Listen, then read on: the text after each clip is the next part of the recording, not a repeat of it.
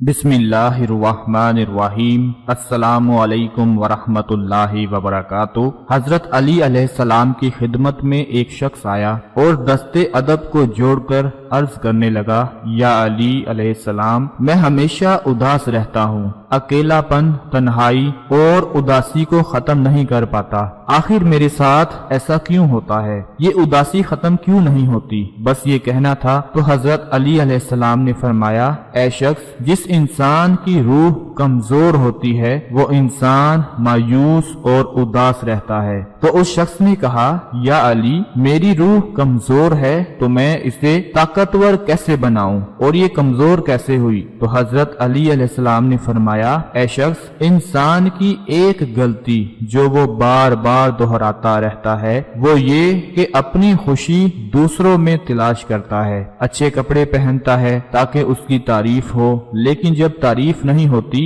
تو اسے وہ خوشی نہیں ملتی۔ جب کسی سے پیار کرتا ہے اور یہ امید رکھتا ہے کہ بدلے میں مجھے وہی پیار ملے، جب وہ پیار نہیں ملتا تو اداس ہو جاتا ہے، ہمدردی کرتا ہے، رحم کرتا ہے، فکر کرتا ہے، یہاں تک کہ اپنے بچوں کی اچھی پرورش کرتا ہے۔ ہر چیز میں اسی کی امید شامل ہوتی ہے کہ بدلے میں مجھے بھی وہی چیز ملے گی، لیکن جب وہ تمام چیزیں نہیں ملتی تو انسان اندر سے ٹوٹنے لگتا ہے، اداس رہنے لگتا ہے، اور یوں دن بدن اس کی روح کمزور ہو جاتی ہے۔ اے شخص، یاد رکھنا، اگر تم چاہتے ہو کہ تمہاری روح اندر سے مضبوط ہو، طاقتور ہو، تو پھر اپنی خوشی دنیاوی چیزوں میں تلاش نہ کرو، بلکہ اپنے اندر تلاش کرو۔ کوئی تم پر تنقید کرے، کوئی تمہاری تذلیل کرے، کوئی نیکی کا بدلہ شر سے دے، کوئی تمہاری تعریف نہ بھی کرے، اگر تمہارا ضمیر مطمئن ہے تو تم ان تمام چیزوں کو